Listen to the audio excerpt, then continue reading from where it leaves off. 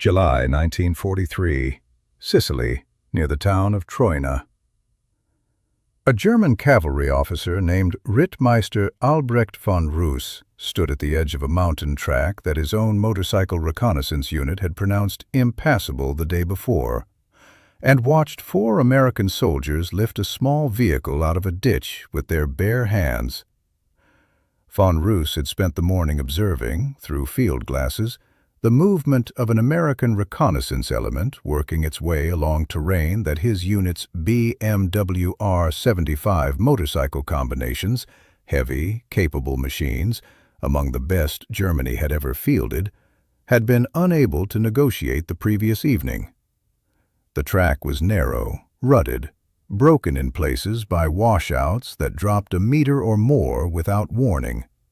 His own dispatch riders had turned back twice. The Americans, in vehicles he had never seen up close before this campaign, were simply continuing forward. Then one of the small vehicles had slid sideways into a drainage ditch at a switchback, and von Roos had expected to watch the same recovery process his own unit would have required. Winching, leverage, possibly an hour of effort with tools and curses. Instead, 4 soldiers climbed out, walked to the corners of the vehicle, bent down, and lifted it bodily back onto the track. The entire recovery took perhaps 90 seconds. The vehicle's engine had not even been switched off. Von Roos made a note in his field journal that evening, a note that would later be found among his personal effects after he was killed near Catania 3 weeks later, and that historians researching German cavalry doctrine would eventually translate and publish. He wrote that the American light vehicle appeared, on first inspection, almost comically small and underpowered compared to German equivalents. He wrote that he had initially assumed it was a poor substitute for proper reconnaissance vehicles, hastily improvised by an army that lacked Germany's tradition of cavalry and motorized scouting doctrine. He wrote that he no longer believed that. He wrote that he had begun to suspect the small vehicle was not a substitute for anything. It was, he suspected, an answer to a question the German army had never quite known how to ask. Hold that thought, because the vehicle Rittmeister von Roos was watching 4 American privates lift out of a Sicilian ditch cost the United States government $738 to produce. It had been designed, from a blank sheet of paper to a working prototype, in 49 days. And it would go on to become, according to Dwight Eisenhower himself, one of 3 pieces of equipment most responsible for winning the Second World War, alongside the C-47 transport aircraft and the Bailey Bridge, 2 machines this channel has already told you about. This is the story of the 3rd machine, the Jeep. To understand why the Jeep mattered, you need to understand the problem the United States Army was trying to solve in 1940, and the doctrine it was trying to replace. For decades, every major army in the world, including the United States Army, had relied on horse cavalry for reconnaissance, for rapid communication between units, and for moving small amounts of equipment and personnel across terrain too rough for trucks. Horses did not need roads. Horses could climb, ford streams, navigate broken ground that defeated wheeled vehicles. The problem, by the late 1930s, was that horses were also slow, vulnerable to modern weapons in a way no animal had ever needed to survive before, required enormous logistical support in feed and veterinary care, and simply could not move at the tempo that mechanized, motorized warfare was beginning to demand. The German army, despite its reputation for mechanized blitzkrieg, had never fully solved this problem either. The Wehrmacht that invaded Poland in 1939 and France in 1940 still relied heavily on horse-drawn transport for a significant portion of its logistics and reconnaissance, a detail that surprises people who associate German doctrine purely with tanks and motorization. Where the Germans had motorized their reconnaissance elements, the standard solution was the motorcycle sidecar combination. Capable machines, well engineered, but mechanically complex, difficult to maintain in the field, and limited in what they could carry. The U.S. Army's Ordnance Department, watching developments in Europe with increasing alarm through 1939 and into 1940, issued a set of specifications in June 1940 for a light reconnaissance vehicle that read, to the handful of small automobile manufacturers who received it, like a request for something that should not have been possible. The vehicle needed to weigh under 1,300 pounds. It needed four-wheel drive. It needed to carry 3 soldiers plus equipment, fold its windshield flat, mount a machine gun, and, this was the detail that made the specification almost absurd, it needed a working prototype delivered in 49 days. The major automobile manufacturers, Ford among them, looked at the timeline and the specifications and concluded the project was not worth pursuing seriously at that stage. The company that took the specifications seriously, that committed its entire engineering staff to an impossible deadline because it desperately needed the contract to survive, was a small, financially struggling firm in Toledo, Ohio, called Willys Overland. Willys Overland's chief engineer, a man named Delmar Barney Roos, led a team that worked around the clock through the summer of 1940, adapting an existing prototype design from a competing small manufacturer, American Bantam, and refining it, under Army Ordnance guidance, into something that could actually be mass-produced. The deadline was not a metaphor. Roos and his engineers delivered a working prototype, nicknamed the Quad, in 49 days, an engineering timeline that, in the context of 1940s automotive development, was almost unheard of. What made the resulting vehicle, eventually standardized as the Willys MB and produced under license by both Willys Overland and Ford simultaneously to meet wartime demand, extraordinary was not any single specification. It was the combination of qualities that, individually, existed in other vehicles, but had never been combined in something this small, this cheap, and this simple to operate and repair. The Jeep weighed roughly 2,300 pounds fully equipped, light enough that, as Rittmeister von Huss observed in Sicily, 4 men could lift it out of a ditch by hand, an option simply unavailable for any comparable German vehicle.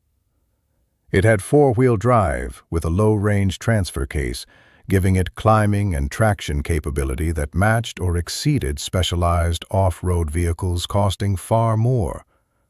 Its engine, the Go Devil 4-cylinder, was deliberately simple, designed to be maintained by an infantry private with minimal training and basic tools, rather than requiring the specialized mechanics that more sophisticated vehicles demanded. And critically, it was designed from the outset for mass production. Simple stamped body panels, a minimal parts count, and a design philosophy that valued repairability and interchangeability over refinement. This last point connects directly to a pattern this channel has traced in nearly every American system from this war. The Sherman tank's deliberately loose manufacturing tolerances, the C-47's standardized cargo specifications, the Liberty ship's prefabricated sections. The Jeep was built according to the exact same underlying philosophy. Build something simple enough that the man using it can fix it himself in the field, without waiting for a specialist who might not arrive in time. By the time full production ramped up, Willys Overland and Ford together were producing Jeeps at a rate that would eventually total over 640,000 vehicles by the war's end, a number that dwarfed anything the German Army fielded in an equivalent role, produced by 2 companies working from a single standardized design, specifically so that parts and even entire vehicles built at different factories would be functionally identical. What the Jeep actually changed, tactically, went far beyond reconnaissance, which is the role it was originally specified for. Because once American units in North Africa, Sicily, Italy, and eventually France began using the Jeep in combat conditions, its actual utility expanded in ways the original 1940 specification had never anticipated. And this expansion is where the deeper doctrinal story lives. American units began mounting machine guns on Jeeps and using them as fast attack vehicles for raiding and reconnaissance by fire, a role that British Special Forces units, observing American practice, adopted enthusiastically and refined further with their own long-range desert group and Special Air Service units in North Africa. Medical units adapted Jeeps to carry stretchers, turning a reconnaissance vehicle into a battlefield ambulance capable of reaching wounded men in terrain no larger vehicle could navigate, then evacuating them to forward medical stations faster than any previous method had allowed, a detail that connects directly to the casualty survival systems this channel has documented in its coverage of American battlefield medicine. Signal units used Jeeps to lay communication wire across terrain inaccessible to wheeled trucks. Artillery units used them to tow light anti-tank guns into positions no truck could reach. The pattern across every one of these adaptations was the same, and it is the pattern that genuinely confused German officers studying captured examples throughout the war. The Jeep had not been designed by the United States Army to do most of the things American units eventually used it for. It had been designed to be simple, light, and reliable enough that soldiers in the field, not engineers in a design bureau, not a doctrine committee in Washington, could figure out new uses for it as the tactical situation demanded. This is, again, the same distributed initiative philosophy this channel has traced through Fort Benning's officer training, through the cricket and improvisation doctrine of the D-Day paratroopers, through the artillery fire direction systems built at Fort Sill. The American military kept building tools, vehicles, communication systems, weapons platforms that were deliberately underspecified for any single purpose, on the theory that the soldier actually using the equipment under actual battlefield conditions would find uses for it that no design committee could have anticipated in advance. The Jeep was, in this sense, not just a vehicle. It was a blank canvas handed to exactly the kind of soldier the American training system had spent years teaching to think independently. German doctrine, built around centrally specified equipment for centrally specified roles, produced excellent vehicles for the specific purposes they were designed for. It rarely produced equipment flexible enough for a private to reinvent its purpose in the field, because German military culture, as this channel has discussed in the context of artillery doctrine and engineering training, did not generally expect or encourage that kind of bottom-up improvisation from its enlisted ranks. The moment this distinction became starkest, in a way captured directly in German wartime intelligence assessments, came during the North African campaign and was later reinforced throughout the European theater. German efforts to produce an equivalent vehicle consistently failed to match the Jeep's actual battlefield utility, despite Germany's formidable engineering talent and its own urgent need for exactly this kind of light reconnaissance vehicle. Germany's most direct answer was the Volkswagen Type 82, known as the Kubelwagen, a lightweight, rear-engine vehicle developed from the Volkswagen Beetle chassis under the direction of Ferdinand Porsche. The Kubelwagen was, in fact, a genuinely clever design in several respects. Lighter than the Jeep, with good ground clearance and a self-locking differential that gave it useful traction despite lacking true four-wheel drive. German soldiers who used it generally rated it favorably for its intended battlefield role. But the Kübelwagen lacked four-wheel drive entirely, relying on its light weight and differential design to compensate, a compromise that worked reasonably well on firm ground, but left it meaningfully outclassed in the kind of deep mud, sand, and broken terrain that the North African and later the Eastern Front campaigns produced in abundance.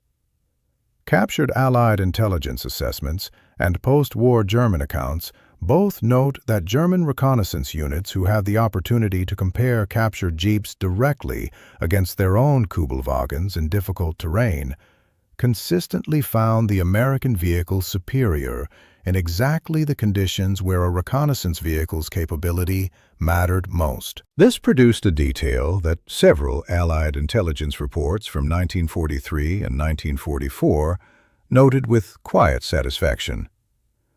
German units, when they managed to capture functioning American jeeps, frequently kept and used them in preference to their own vehicles, to the point that some German reconnaissance and headquarters units in North Africa, and later in Normandy, were documented operating substantial numbers of captured jeeps well into 1944. An army that prided itself on engineering superiority was, in meaningful numbers, choosing to drive the enemy's $738 vehicle over its own. The human story underneath all of this, the detail that explains why the Jeep became something closer to a cultural icon than simply a piece of equipment, is that the vehicle's simplicity and reliability translated directly into something soldiers actually felt: trust. A Jeep that broke down rarely stayed broken for long, because nearly anyone in the unit, not just a specialist, could often diagnose and fix the problem with the tools already on hand. This mattered enormously in a theater where waiting for a specialized mechanic could mean the difference between making it back to friendly lines and not. General officers from Eisenhower down to division and regimental commanders adopted the Jeep as their personal transport, not for ceremony, but for practicality.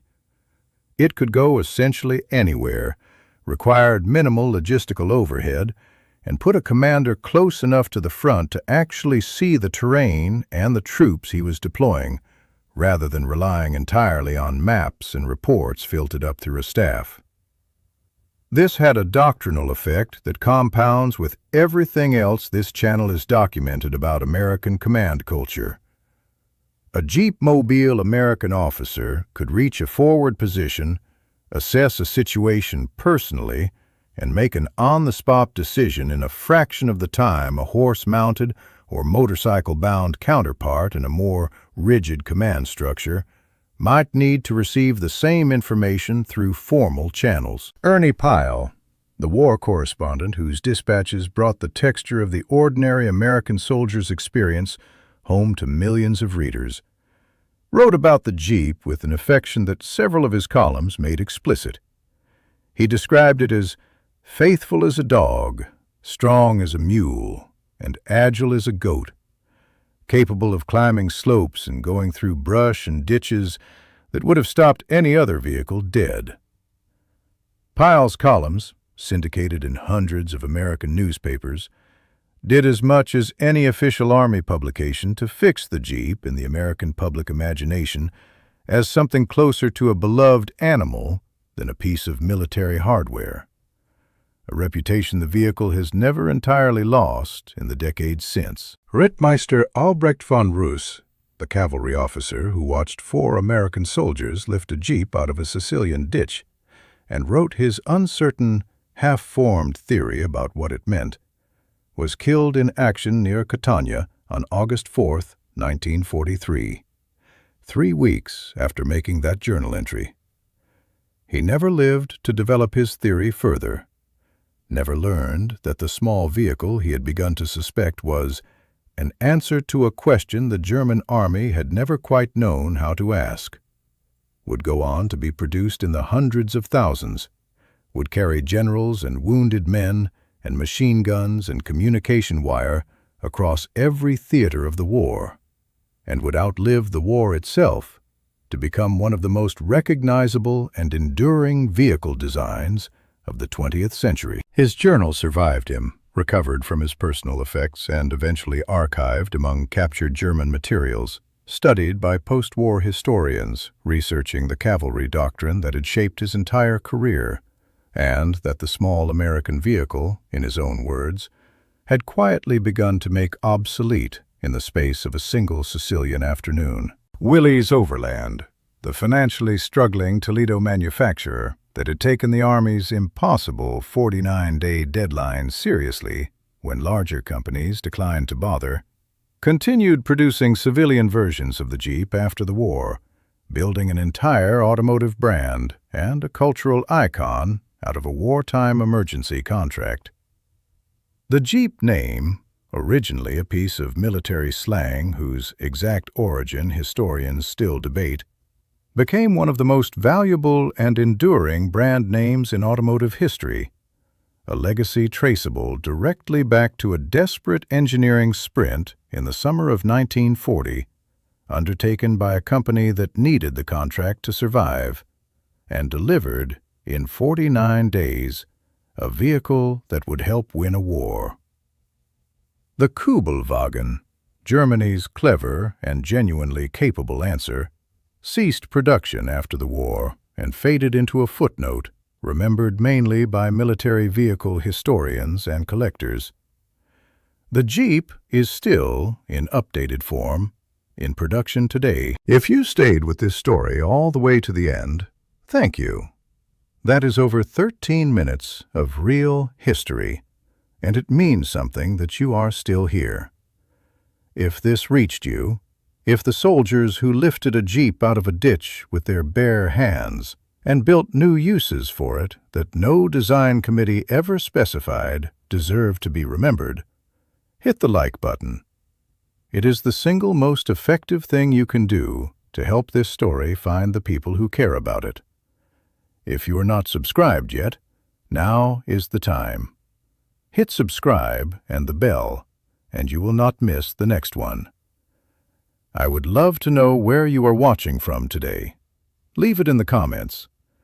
And if someone in your family drove, rode in, or remembers a Jeep from the Second World War, tell us about them.